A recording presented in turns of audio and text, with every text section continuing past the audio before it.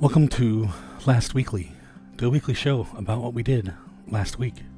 This happens every Tuesday, and if you think you're caught up, you're actually a week behind. This week on Last Weekly.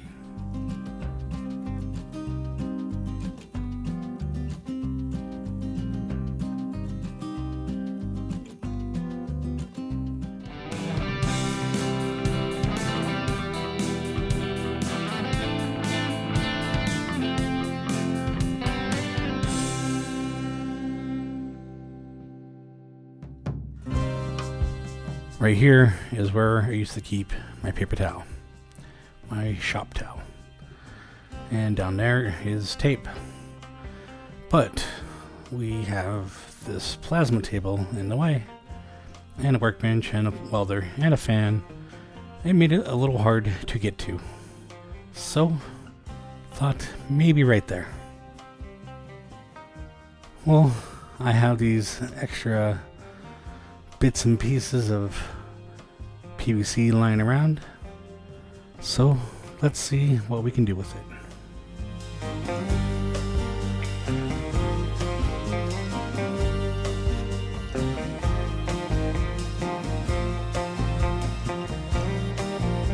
I can use that to attach it to the wall, put a little spacer there, and let's cut it off.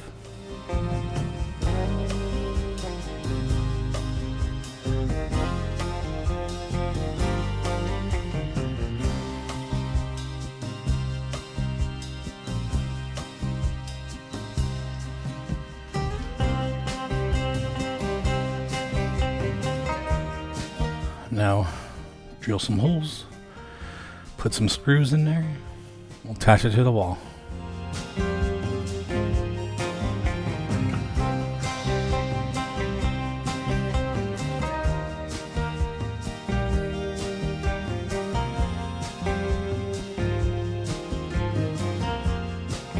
Make sure we are adding it in the correct place.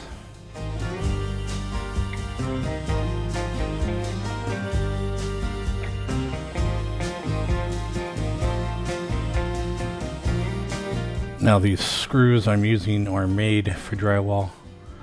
I think each one holds maybe 50 pounds. So it's more than enough for this kind of job.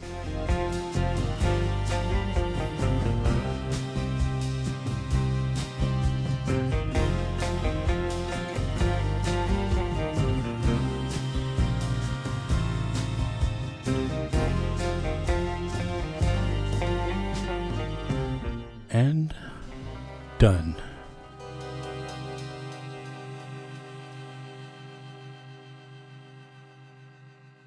But wait, what about the tape? So, went back to Home Depot, got a couple of these cross connectors. Actually, I should have used a T connector, but they were sold out. So, just swap out the 90-degree angle for the crossed or T connector and add a little pipe on top. Simple.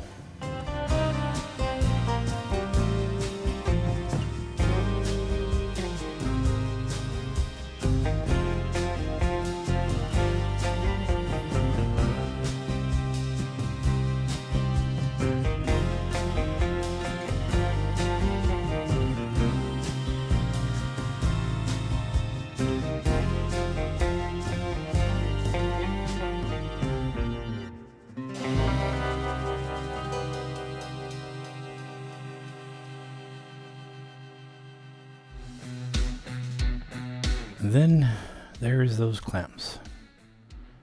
Yes, those ones. And other ones. So, still with extra PVC pipe laying around and another cross connector that I got.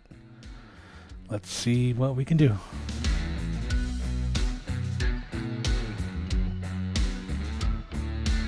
So I sliced off this end, that way I can have a flat area to attach to the wall. Drill more holes, add more screws.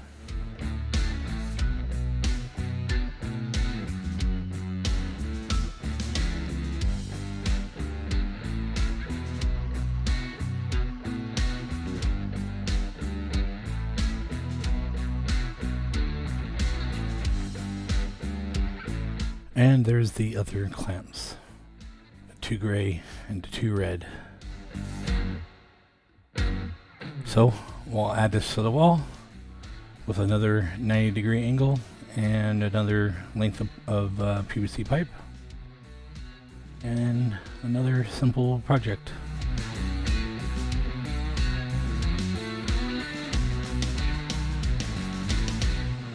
I will, of course, go back and glue everything down. That way it doesn't come loose, except for the bottom of the paper towel holder, because we want to be able to pull that off to change out the paper towel roll.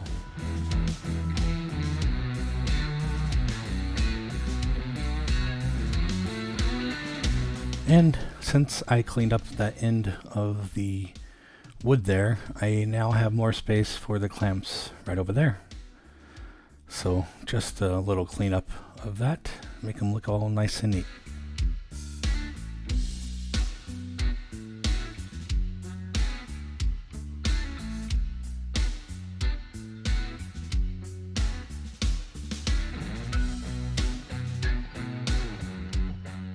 Well, in this week's episode of What Did We F Up This Time, we cut off the whole head of this little devil, and we had to make a new one because paint didn't go on level. Had some different ideas with how to do this used to be black inside, we painted black, but we decided to cut it out entirely, so it just showed through all this. I think it's going to turn out better this way instead of us trying to paint it black. So yeah, see what it looks like when it's all done here in a little bit. Here I am again, painting the little devil's face red. And it won't be the last time, because you'll see very soon we had some other issues come up.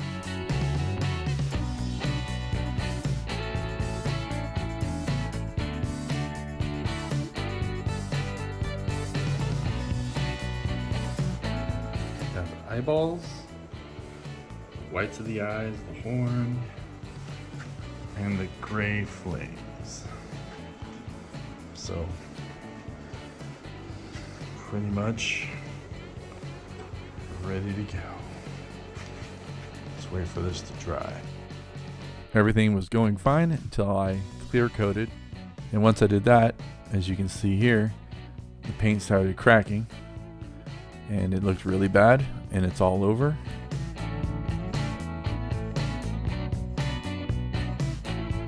So I'm gonna have to go back and sand everything down. And this happened about 3 or 4 times. Every time I clear coated, it started cracking more. I had to sand some more. And then we had some discoloration around the border for some reason also. I had to sand that down as well.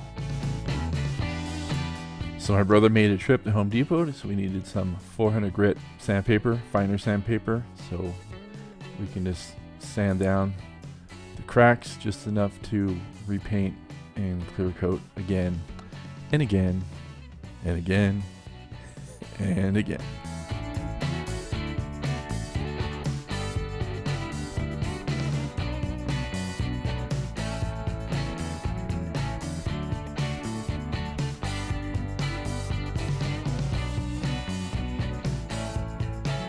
And during this whole process of sanding and clear coating and sanding, I didn't paint at all. All I did was sand and clear coat. No extra painting in between, and it seemed to have come out pretty good, which you'll see here in a little bit once we're done, how it came out.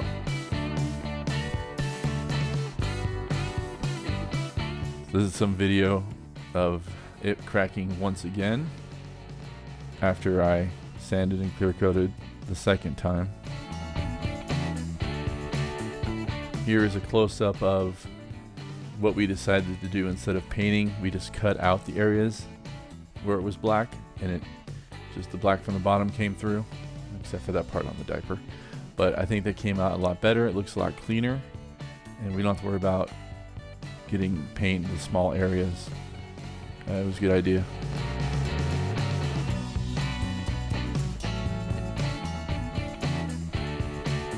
So here it is, ready to go out to the customer. Turned out pretty good. It took probably a week longer than it should have, But if everyone else wants one of these, we got to figure it out now.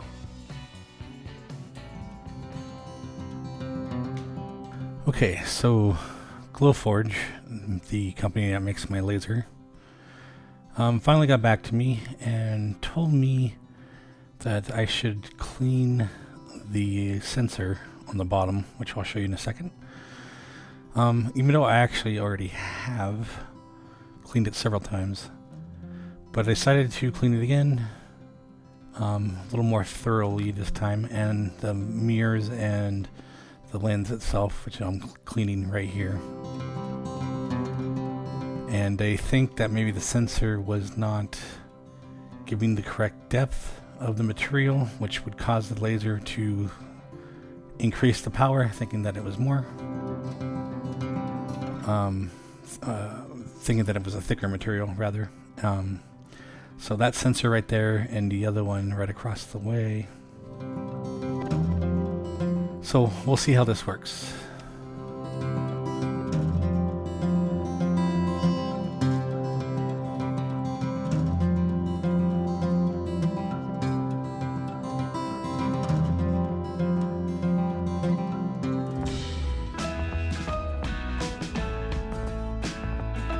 And of course, I have a few laser projects. So might as well test out the laser after cleaning it. See how it does. Right here is a simple laser engrave that's actually not even that powerful. I don't expect this to catch fire at all, really. By the way, that was the problem I was having, is it was catching fire, having flames here and there. This little area seems fine. Let's move on to something a little more test-worthy.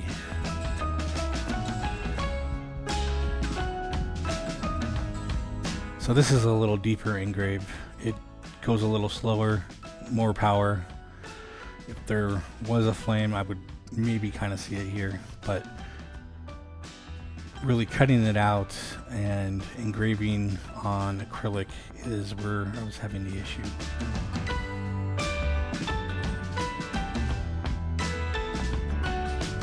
So moving on to now cutting, and quite a bit more smoke, as you can see, but still no flame. So far, so good.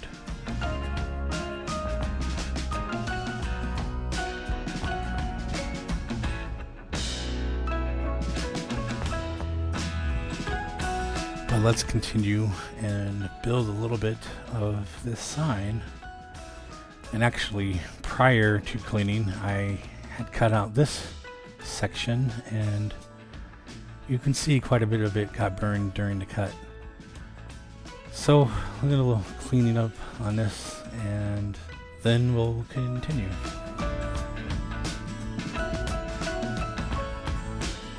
A little rubbing alcohol goes a long way to removing burn marks and adhesive that's left over.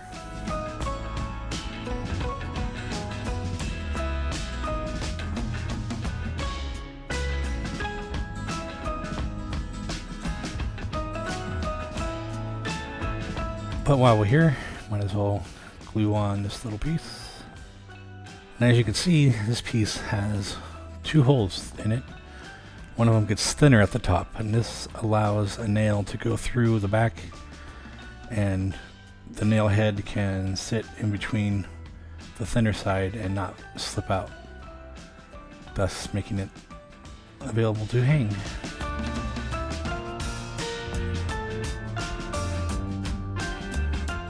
So when things get a little toasty in the laser, it makes the masking tape on top a little harder to get off, leaves sticky residue.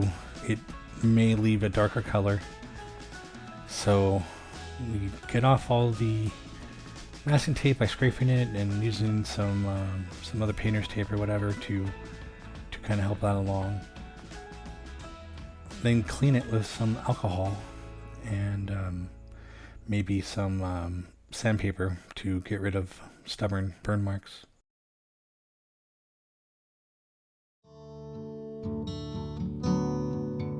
Alright, on to another project.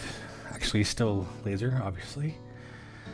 These are a pack of mini signs that I sell. This will be a small world sign, but it's also a good laser engraving test here to see if that will burn. And again, so far, so good.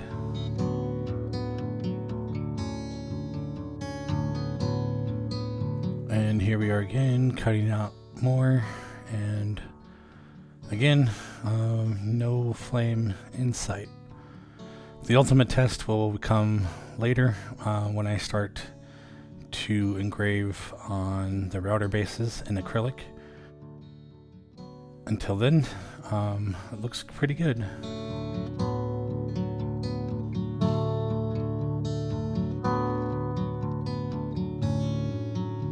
Well, maybe I spoke too soon. So I went ahead and tried to engrave this one and stopped halfway through it. No reason except just an error. So tried it again, but this time made it through, no issues, no flames, no fires, no stopping, no errors. So not sure what that was about, but again, looks like we're going good. Okay, so cutting this out, I do notice a little flame here and there, but actually this is the second time that it's cutting around. So the second time is probably overkill for this, and it's hitting the metal underneath it, and that's what's causing the flame actually. The first time around and there was no flame, so I think we're still pretty good.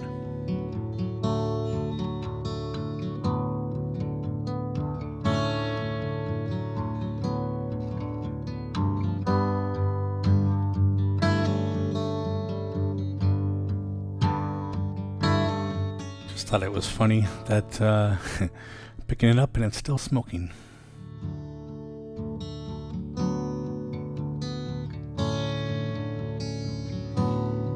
So continuing with these mini signs, part of the process is weeding. Weeding is pulling off the masking tape or vinyl extra pieces that are left over from other decals or whatnot. Most of the material from lasers have masking tape.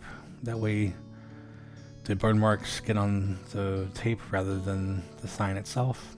And of course, in certain areas, that doesn't always work out, depending on how powerful the laser is. You can see a couple areas here, which I will take care of here in a second.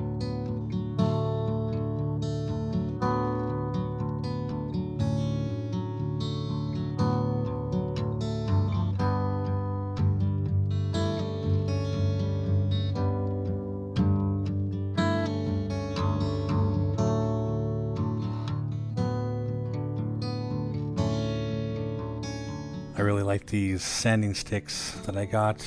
One's a little smaller. I believe I got them from Rockler. You can kind of rotate the sandpaper as you use it, so you can, use all of it. You don't just have to wear out one little part. But they get in tight little corners, so they're pretty useful.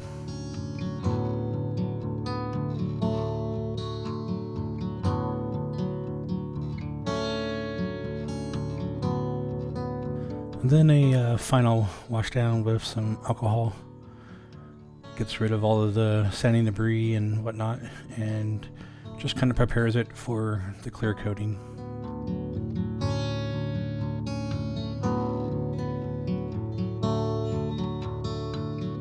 And yeah, I still try to get some of the burn marks off the back as well.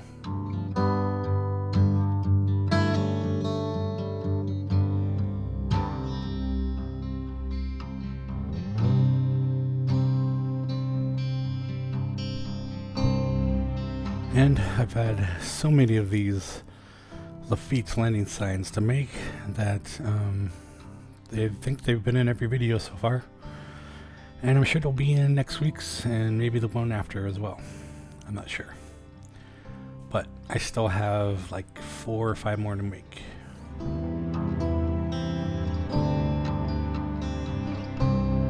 So anyway, I'm just drilling the holes that I made with the templates that I made in the other video.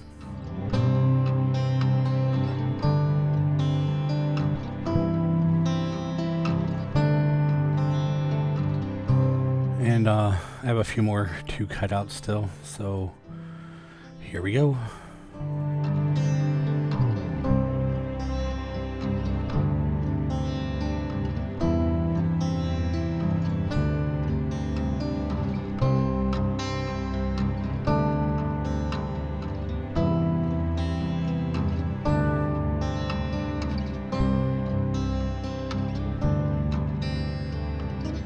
So a lot of times I'll use the saw the wrong way, kind of across the grain. I mean, you should be cutting into it, not across it, but it helps out in little situations, taking out along the area rather than a straight cut.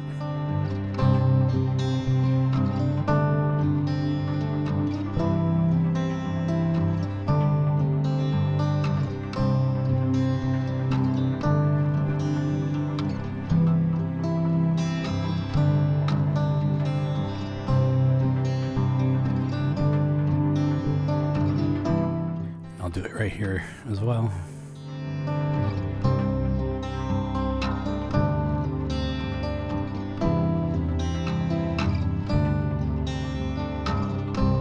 Thanks again for joining us on this last weekly episode. Remember to like, subscribe, and until next time.